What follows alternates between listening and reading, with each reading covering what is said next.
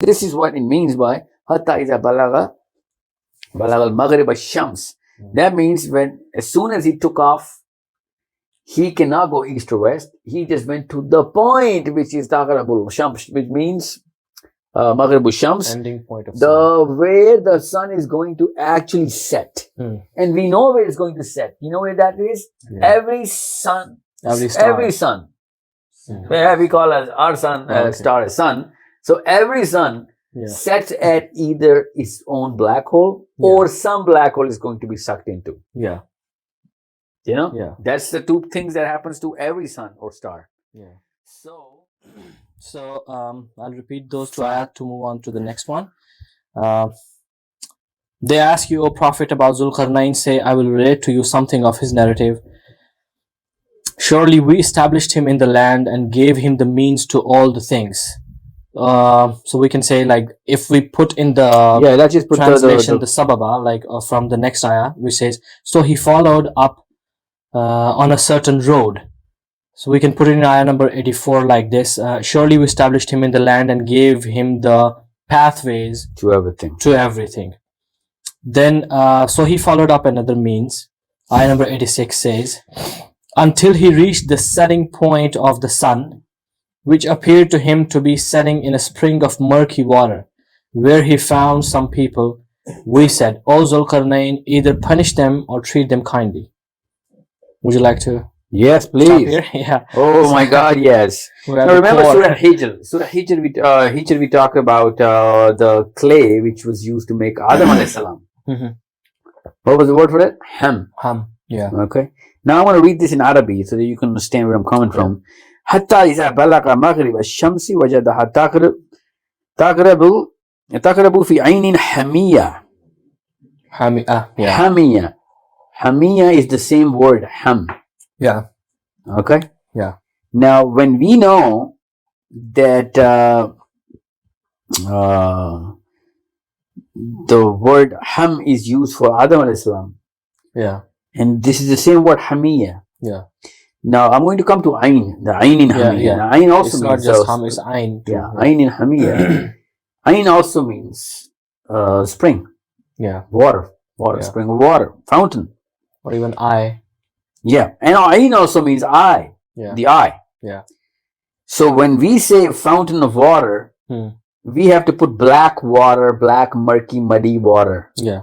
Now we know that the sun does not set in a muddy spring. We know that. Yeah. But we just put that here so that we would put it from a Zulqarnain's perspective. Yeah.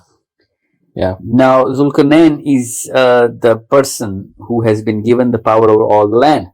Yeah. Ways to everything. No, let's just assume that this is the classic translation. Yeah, okay. He's on this land. Yeah. If he's on this land, because this ayah 85, it says, فَأَتْبَعُوا السَّبَبَ. If we don't take the ways to going towards heavens, then we're going to have to take some ways on this planet. Yeah. Now, as a Pakistani living in Islamabad, I see the sunset. I would know that the sun is not setting on my neighbor's rooftop. Yeah. You know? It's full of black mud. No, even if whatever it is, whatever it is full of. I would know if I go to the rooftop, I know I don't have the power of the land, and I still know that whenever I see the sunset, it's not setting 7,000 yards from my eye. Yeah. I know the sun doesn't. I'm just from a tiny little place on the planet, assuming that Zulqarnain was just a villager who had never crossed his village, would still know that the sun is not setting inside anything. Yeah.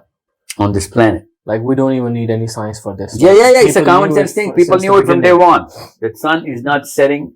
Even if they thought that the sun sets in some sea, let's just assume that. Yeah. Because America was not discovered that time. Yeah. So some oceans were taken up, Pacific was taken up, and Atlantic was setting it in. Yeah. Because that's the current map without Americas. Yeah. Without the two Americas, Atlantic to Pacific is from Japan to Spain, Japan to Africa. Yeah. Okay. So since a lot of scholars put Zulqarnain right dead center in Armenia and make him travel left and right. Now there's two things here. Hatta iza balagha maghrib ash-shamsi wajadaha taghrubu fi aynin hamiyya. Now, it does not say Maghribul, it says Maghribul Shams. It does not say Maghribul Ard. Yeah. You have to understand that. Yeah. There is a totally different meaning of Maghribul Ard. Yeah. The west of the sun. Yeah, it says west of the sun. Side of the sun. Yeah. Okay, but by the way, Dr. Ghali here says the western part of the then known world. Yeah, but it doesn't say that, right? Yeah. Now, the only root word of Gharaba means the destruction, the end. That's the only word that we can take, and most of the scholars do take that. Otherwise, it is the west part of the sun. Maghribul Shams. Yeah. Yeah. Yeah. Maghrib itself, yeah. when we say Rabbul Mashriq or Rabbul Maghrib, yeah. In Surah Muzammil, yeah. we know that Rabbul Mashriq means the Mashriq of the earth. Yeah. Even though I don't believe that, but people take that. All the scholars take that. Mashriq means the eastern part of the planet. Yeah. And Maghrib means the western part of the planet. Yeah. But when it says Maghrib Shams. Maghrib Shams is not spoken. We don't say Maghrib Rabbul Maghrib Shams or Rabbul Maghribul Mashriqul Shams. Yeah. It just says Rabbul Mashriq or Rabbul Maghrib. Yeah. Here when it says Rabbul Hatta is a Balagh al Maghrib, Maghrib Shams, that means that the word Maghrib would be taken as the destruction or the end. And Ashams would be the point where the sun is going to end. The sun is going to finish. Otherwise, if you say, no, that's the western part of the world, it doesn't say Maghrib al-Ard. Yeah, it says Maghrib. Why are you taking it from Japan to Spain? Yeah. That's the two ends of the then known world. Yeah.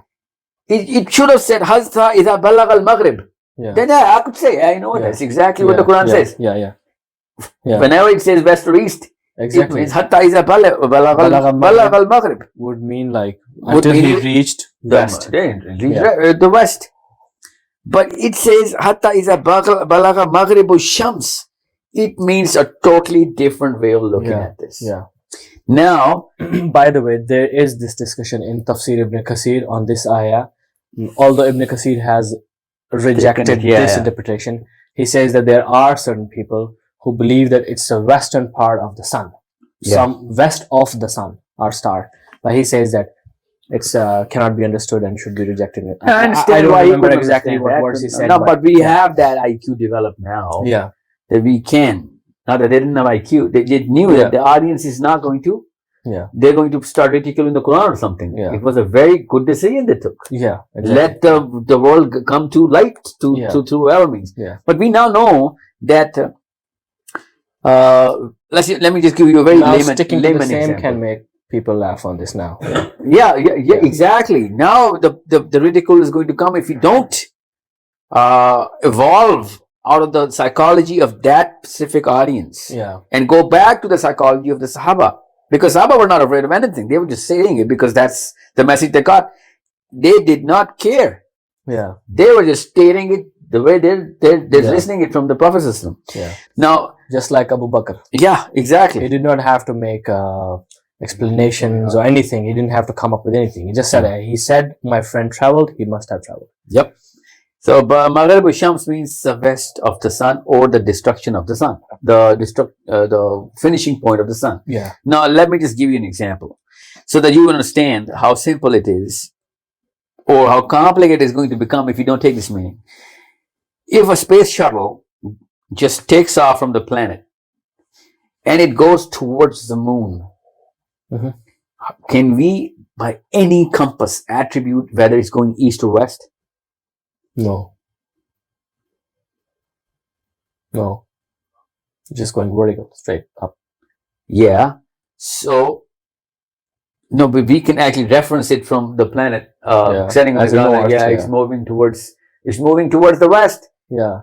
That would be preposterous for us to say but the shuttle is moving west. Yeah. The west that we take is on this terrestrial plane. Yeah. That shuttle is not moving west. Yeah. We just think it's moving towards our west because that's where we're standing. Yeah. The Quran does not speak like this. So when you're in space, you cannot go east or west unless you're really aware of what the universe structure is all about. Rabbul Masharik or Rabbul Maghrib. Allah can say that. Yeah. And that's the most beautiful part about Rabbul Masharik and Rabbul Mashrikain, because only Allah can tell us of where the Mashriq of universe is and where the Maghrib of universe is. Yeah. We are too tiny in a small, tiny little planet for us to claim of what Mashrikain or Masharik would actually mean. Yeah. This is the biggest argument of how grandeur this ayah becomes of Rabbul Masharik. Yeah. Because only someone who can look at it from the way I'm looking at this, that this is the left of the cell phone, this is the right of the cell phone. Yeah. Exactly. Any little virus inside this cell phone, on the skin of this cell phone, would not be able to know its way around left to right. It is going to talk about that little the spot on which that virus sits. Yeah.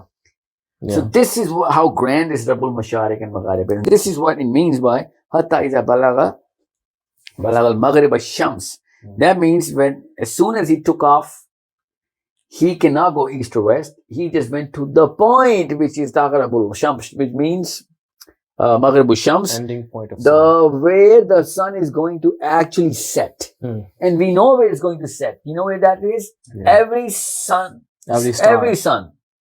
We call our sun, star as sun. So every sun sets at either its own black hole or some black hole is going to be sucked into. Yeah.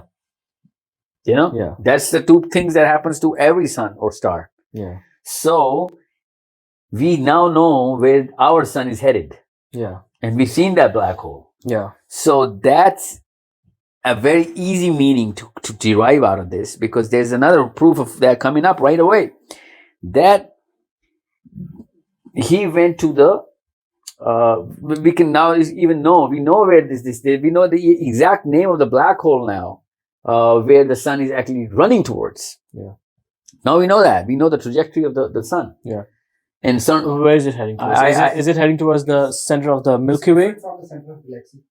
No, there's a name. No, we have a black hole in the center of Milky Way as well, right? In our galaxy. Yeah, every galaxy has that. So is our sun heading towards that one or the one we discovered? Because the one we discovered isn't. Oh no, that's a totally different galaxy. Yeah. Oh yeah, exactly. Yes. Yeah, that's a totally different. Yeah, that's right. Yeah, so that's actually the closest black hole, I think, other than our galaxy. So the real question is, if he's going towards that, how is he breathing and how is he living and how are they? Because astronauts cannot live without a suit. Did he have a suit? Was he on horses or was he on shuttles? Yeah. We are too bound by our own laws of physics right now, and that's the laws Allah is breaking in Ayah 44. Yeah. That Allah is saying, we gave him power on all the terrestrial planes. Yeah. We established him a king over all the terrestrial planes. That is where this astronaut and science and air, no air, vacuum, no vacuum, all of this is finished. Sababa means a portal through which you can travel. And inside that portal, just like Ma'arij, human beings either can travel in a matter of seconds, or even if it is taking time, it is a totally different way of travel. These are gateways, which is written about for thousands and thousands of years for different civilizations and people and known names, from Idris alayhi salam as Muslims to all of those creatures that used to travel in and out of the planet and so on. We cannot go in detail here because we're going to be coming up with a lot of detail. So Zulkarnain took off from this planet. By the way, one thing we missed out on, Zulkarnain means two horns. Yeah. And when you look at that wormhole that opens into space, it's like a tornado. Yeah. You know what I'm saying? Even though tornado has a ceiling. So when we look at a little spiral going up, it looks like that the big wide opening is too big and it tapers down into a little point. Yeah. It becomes a horn. So it can easily mean that those people could see all of those ways that that he uses, and there are two ways that those two horns are the reason why it's called Zulkarnain. So why would they only see two horns? Maybe they just this the two times he used it. Maybe, I don't know. I'm just saying that it's very easy for us, after we know that he travels like this, to understand that, people used to see that as well. People could see those when he used to open that path. People could see that, different shapes, or all the army walking towards that path and going in and disappearing. It is so easy if you read. Some have mentioned in the tafsir that he used to wear the helmet with the two horns. Yeah, well, I'm just saying that. Or probably Zulkarnain was of a species who had real horns. Could be, or could be he had those two pathways that people used to know him for. So, and he could be an angel for all we know. We don't know that he's not an angel. Yeah, he could be the king of angels, because Umar ibn Khattab said. Yeah, one of the Sahabis. Yeah, Umar ibn Khattab. There's a child born in Arab at the time of Umar ibn Khattab, and somebody named him Zulkarnain. And Umar ibn Khattab says that, did we run out of human names that you picked out a name of an angel? Yeah. Why do you think he called him an angel? Because Sahaba knew that Sababa was the meaning he was traveling around the heavens. And this traveling could be done only by angels. Could be. No, but like most famously. It could even be a jinn in that perspective if you are talking about horns particularly. Could be, but the point is that actually further signifies or strengthens the word sababa. Sababa, yeah. It strengthens. Yeah. But even if you put him as human beings, all of those people who were following Zulkarnain, then still it does not weaken this word sababa at any level. Yeah. So hatta iza balagha maghrib ash-shams wajadaha taghrubu fi aynin hamiyya. That means that when he went close to that aynin hamiyya, that eye-shaped black mud. Yeah. Because we're really stretching it out here when you're pulling the sun down in a murky water, black water on this planet. Yeah. Now, I do believe that every star sets in a black mud. I believe that. We've seen that. Yeah. So, why do we have to put water? And I also believe that there could be water there. Yeah. Because the hadith is all over the universe. There's so much water. The arsh of Allah is on water. Between heaven is water. We know that. All the planets and stars are floating on water. Yeah. And since water is between the two heavens, and the only pathway between those two heavens is a black hole, so that means water could be in black hole. Ainun Hamiyya, even if you use it as spring of water, it could still be there. Still be the black hole. Yeah. So, by the way, even the recent photograph of the black hole, even that looks like a very like an ayn, like an. It is an eye. That's why that the current black hole is Ayn Hamiyya, black mud with eye-shaped. Black mud. Ayn Hamiyya. Yeah. Why black mud? Black mud is the actual meaning of the word in Surah Hijr. If you use Surah Hijr in Adam's creation, Hamin. Yeah. Hamin means the black mud through which Adam al-Islam is created, and that black mud is. Why do you think they're using black murky water? Because Hamiyya means black mud. Black mud. So now, let's just assume all of this is wrong, and everything about the fact is true, that sun actually sets on this planet in a black mud. Then we really are in a lot of pickle, because then we got a problem with those satellites revolving around the planet, and a lot more is going to go wrong.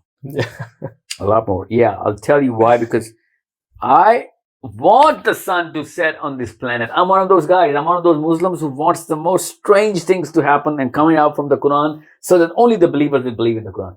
Yeah. I'm one of those guys. I really hate it when science says, oh yeah, we found something that the Quran is like, oh my God, are you kidding me? I want it to be so extraordinary that only the believers will come near this book. Subhanallah. The more science is going to try and come closer to the Quran, the lesser our iman is going to be on the Quran. Yeah, it's getting easier to believe. No, that's the word. It's not belief then. Logic and belief is not the same thing. Yeah. Belief is when the logic is against it, or there's no logic around it. There's no logic or against logic. Yeah. The belief in faith is the antonym of logic and rationale. You understand that? When the Prophet ﷺ had all the prophets, which are prophets, Siddiq Nabi, when they took their belief to such a level, Allah subhanahu wa ta'ala says, you know what? Now you've done whatever no human beings could do. So I'm going to give you something which is a gift, which is Ayn al-Yaqeen. Yeah. So he showed him the bigger signs of Allah subhanahu wa ta'ala. He showed his bigger signs to those prophets who rose their belief or built it to a level where, we better be on that track. Because then Allah subhanahu wa ta'ala showed them things which no science could possibly explain. And like Sidratul Muntaha and the Nile and the Firat flowing through the bottom and the seven heavens and the Barak and angels and whatnot. Yeah. After the belief was at its maximum peak that human beings can have. Yeah. So it's something which I want the sun to set on the planet, but the sababa word is not letting me. Science and satellite, I don't care. The word sababa is not letting me believe that the sun is setting on this planet. Yeah. Because he did go up to the heavens, to the point where Maghrib al-Shams is, close to it, in the ha, not inside the black hole. It says, Wajada, he found him in the ha. In the ha means close to that. He found a planet where their people are living. And I think we covered Ain and Hamiya enough. Black hole is the black mud. Everyone in science calls it black hole. No, could not be, because Hamiya means black. That's it. Black mud. Okay. Now the problem is the current version of the translation is that the sun sets in the black water. And since Zulkarnain just was at a seashore somewhere by the end of his journey, so he just saw it going into water. Now, assuming that he was on the bank of some sea. If you stand on the seashore, that's a lot of distance between the sunset and you. So you cannot be calling it, oh, I saw you guys close to the sunset. No. You saw us close to the seashore. To the shore. The sunset was miles and miles and miles away. There is no place on the planet where we can say, hey, we met on the place where the sun is setting. No human being can say that. We can meet at sunset, which is the time of the sunset, but not on the sunset. Or in the sunset. So that's a totally different phrase. It's a wrong phrase to use here. Now, well, Allah, of course. So the real question is, he's found the sun setting in the black murky water, and some people have gone to such an extent calling it the Black Sea. The Black Sea. Black Sea or the Red Sea is not red or black. The blue water. Bahr al-Ahmar is not red. It's blue. I think these ones are probably from Indo-Pak. The Red Sea? Those who call the Red Sea. Those are, Arabs probably won't do this. I don't think Arabs would call it that he was setting in the Black Sea. That's the difference of the inferior psychology of the Urdu speakers like us. So, the Black Sea is not a black reservoir of water. The sun did not set in the Black Sea. Or even if it did, that's not why it's called the Black Sea. Okay? And the Black Sea is called Black Sea by the Europeans. You have to understand that it's a localized name there. And the Red Sea, or the only real name of the seas that we've given to the seas is the Dead Sea, which has a rational word, Dead Sea, because the salt content is so much that there is no life in that. So the Dead Sea is called the Dead Sea, but the Red Sea is a blue sea and the Black Sea is a blue sea. So that's not black water. And I know, of course, now everybody knows. There's so many scholars who keep yelling it out. It was the Black Sea. Look, the black water. That's not murky. That water is not murky. Black Sea is a regular sea. That's not muddy. That's not murky. And there is no sun setting in the Black Sea. And if Zulkarnain had all the power on all the planet, he should have known that the Black Sea has a totally different edge and the sun is still going on. There's no sun setting inside the Black Sea. So, again, at best, what the scholars have done is that they've given it a metaphorical meaning that, it was, it's a figure of speech. You just saw the sun setting close to, and one commentary I was reading that when the sun is setting in water, see, it looks like it is murky and black. What kind of sunset have they been watching? No, it does look like that. Where? There are certain paintings like that. There's a time where it's like very close to the point where the sea is touching the horizon. At that point, there comes a time when it looks like muddy or even black. There's a spot that comes right in front of the sun. You can That's the farthest place from the sea then. From the seashore. I mean, whatever it is, but that's how it looks. So Well, there is a possibility that it does. Okay, I believe you. I Yeah. want to believe you. Yeah. No, what I'm trying to say is that That's where the those phrase came people from. at that time tried their best to give an interpretation that made sense to them and the people of their time. I want to believe you, but I doubt if that's what they were trying to do. So they were trying to fool us. No, they actually believed it. They actually believed it. That yes, that part of the thing is black and that's Yeah. where the sun sets. No. When you read tafsir, they don't fix it to a certain meaning. They always say, this guy says this, some Mufassirun say this, Well, those I'll say tell this. you why I disregard those. Because Sahabas didn't believe that. And that's the only way to understand what the Quran is. So what understanding of a Sahabi do we have about this? The Sahabi says Hadith that or Zulkarnain tied his horse to the star. That's fine. That's fine. About Ayn Hamiyah. That's what do you think we was talking about? He said that, and Ka'b bin al-Ahbar. Yeah. Ka'b al-Ahbar says that Zulkarnain went up to the star, Yeah. and that's where he was. He even named the star. Suraya. Yeah. Suraya, Yeah. That's probably serious, I think. Yes, That yeah. is a weak narration. Yeah. I don't know. See, it doesn't matter whether it's weak or strong. What matters is it is from 1400 years ago. But I think Even if it's Ahmad is not trusted in the matter of hadith. But was he 1400 years ago? Yeah. So that's all we need to know. The psychology. Why of did he that come time. up with this wrong hadith? He Did could have he- said anything else. Yeah, he didn't read Hawkins or Einstein or Newton. He just came up with this theory, really. And even he did come up with this theory that puts us right into the context that you know what Ka'b al-Ahbar is known for? That he was so inspired by the Israeliyat, the Judaic philosophies. Yeah. Now, listen to this very carefully. Ka'b al-Ahbar is a very important name for me. You know why? Because he's my doorway into what Jews are up to in terms of what their philosophy is, not what their plans are. And those very Jews, with that very Israeliyat, come to the Prophet ﷺ and says, recite to us Zulkarnain. So Ka'b al-Ahbar comes to life here. Yeah. And Allah subhanahu wa ta'ala says, they want to know Zulkarnain? I'll tell. Because otherwise, if it were not such an important thing, Allah was like, they're just coming up with some, Yeah. anecdotes and tantrums. Yeah. Tell them, assalamu alaikum. Yeah. Yeah. This is what happens. Yeah. But this is such an important thing that it comes into Surah Kahf and the Dajjal, and Dajjal connected to Jews, Jews connected to Israeliyat connected to Ka'b al-Ahbar. The trail is perfect.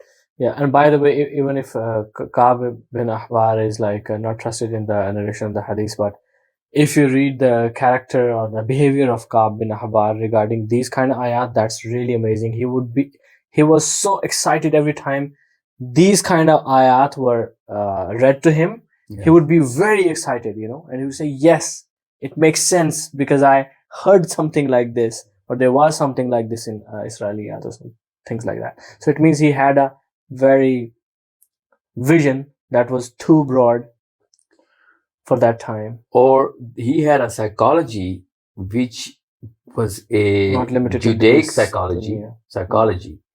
And that Judaic psychology gave us Surah Kahf, by the way. If they had not asked this question, we would not have Surah Kahf.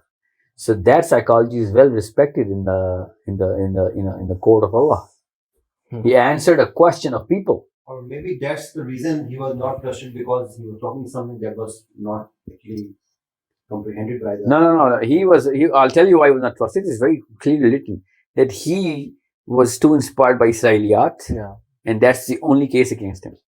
Because he was a Jewish before. scholar. He was a scholar in Jewish tradition. So that's why I treat him as a gateway towards Surah Kahf. Because he's the one whose psychology we can reverse engineer into why Jews were kept on asking about Zulkarnain from the Prophet ﷺ. Yeah. It's such a perfect trail. Yeah. So, حتى إذا بلغ مغرب الشمس وجدها تغرب في عين حمية ووجد عندها قوما قلنا يا Zulkarnain, they said, "Oh Zulkarnain, Yeah. we what's the Either translation that you have? torm- 'Cause this- yeah. It says, where he found some people, we said, "O Dhul-Qarnayn, either punish them or treat them kindly." Yeah, because there's no detail of any kind. So why did Allah subhanahu wa ta'ala talk about a nation which He didn't give us any detail of? Here's a big. Even Allah subhanahu wa ta'ala has skipped the word Ard. He could have used it for us, but there is no mention of Ard over there. Just close to the Ayn Hamiya. Yeah. Or Turab or anything. Or dunya. Yeah. So the real sensical thing to look at this ayah, to the angle, to look at this grand ayah is that Allah is talking about a nation and He just hints it as if this nation is not important enough. Why would Allah subhanahu wa ta'ala do that? Because the point of this ayah is not those people. The point of this ayah is where those people are. That's why they're mentioned. Yeah. That there Yeah. are people, there is a creation near, besides Yeah, Ayn in Hamiya. Yeah. that's it. Because look at what this ayah, what these people are talking about. What did the people? What happened to these people? He responded, "Whoever does wrong will be punished by us, then will be returned to their Lord, who will punish them with a horrible torment." That's a general rule. Yeah. So this is not the point of these two ayah. The point of these two ayah, of course, is the placement of these people and the trajectory of Zulkarnain. Yeah.